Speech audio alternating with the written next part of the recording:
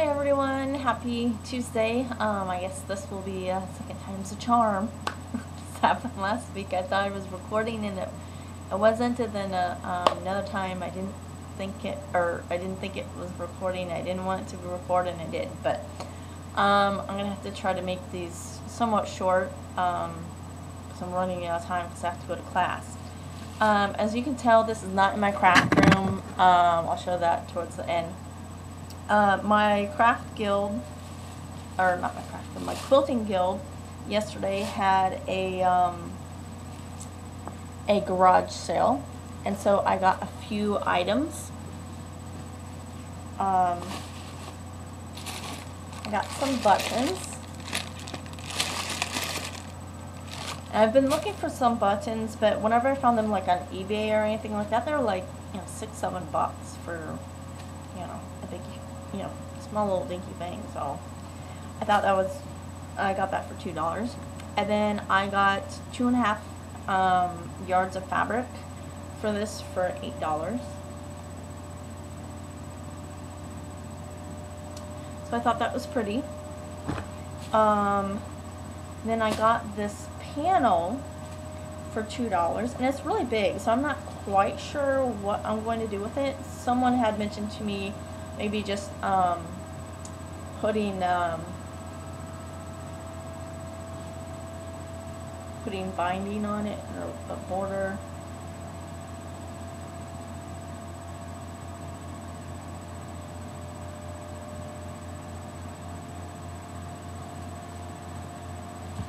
But yeah, I thought that it was really pretty.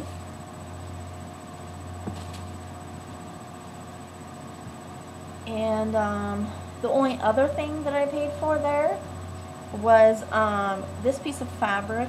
Well, actually, it's 3.5 yards of fabric I got for $7. And someone had said that they thought, oh, this would be great to use as the binding or the backing for the panel, but it's too pretty for me to use as just a backing. I'm one of those people that just use a plain fabric for a backing. I don't use the really expensive ones or the ones I really, really like back.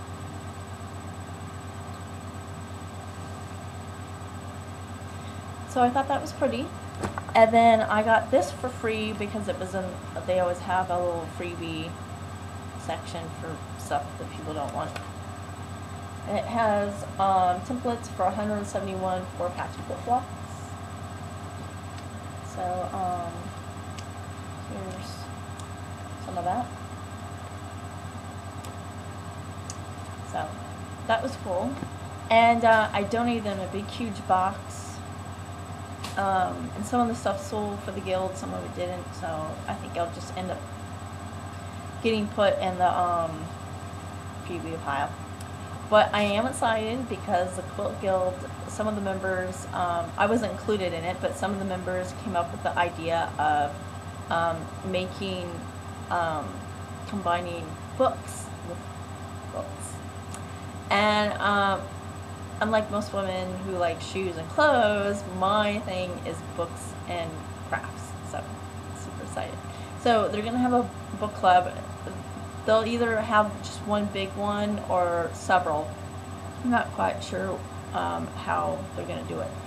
But what they're going to do is there'll be a book you read each month, and then at the end of the year, they will actually have it where you make a quilt based off of one of those books.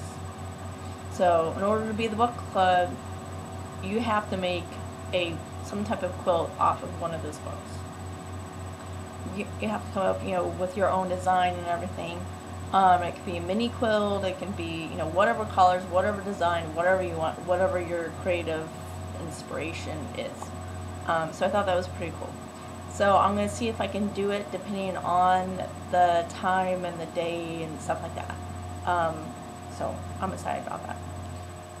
The only crafty thing that I really worked on last week was more on the Dexter theme cross stitch for my husband because it's our anniversary on this weekend. So I need to finish that this week.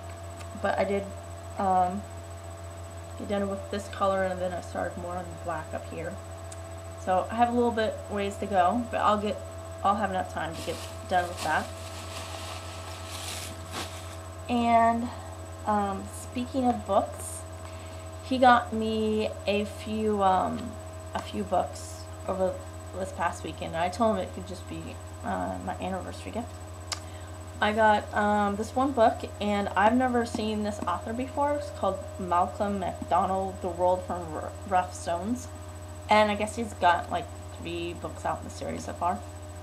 Anyways, it's a book about this 2 people who are like really poor during the Victorian era, and then they want to, I guess, combine their talents or whatever to create their own dynasty. So I thought this would be interesting because I really like the Victorian era. So, and then for those of you who love history or stuff about the royalty, My Lady of Cleves by Margaret Campbell Barnes. Anne of Cleves was Henry VIII's 4th wife, who he divorced, and there wasn't a whole lot to be, I guess, really known about her that much. Although she was seemed to get along fairly well with Mary and Elizabeth, Henry VIII's daughters, and then Edward, the son. But I do know that after their divorce, her and Henry VIII became friends. So I thought this sounded interesting. And to see, it's just a novel, but I just thought it sounded interesting. And then I got Effortless Change. It's a religious book. Thought it sounded interesting, so I got that. And then I got a, this is the 3rd book in a series by Jerry S. Ecker. And I haven't read the first 2 books, but I have the first 2, and I like to read a series, one book from the other, if I can. And it's A Baby for Hannah.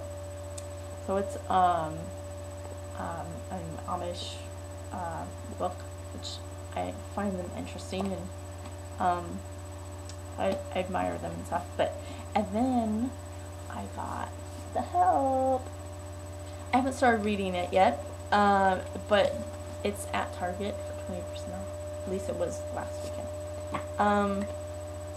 So when I show you my craft room, sewing room, you'll see that it doesn't really look like I cleaned it, but I actually went through several sections of it.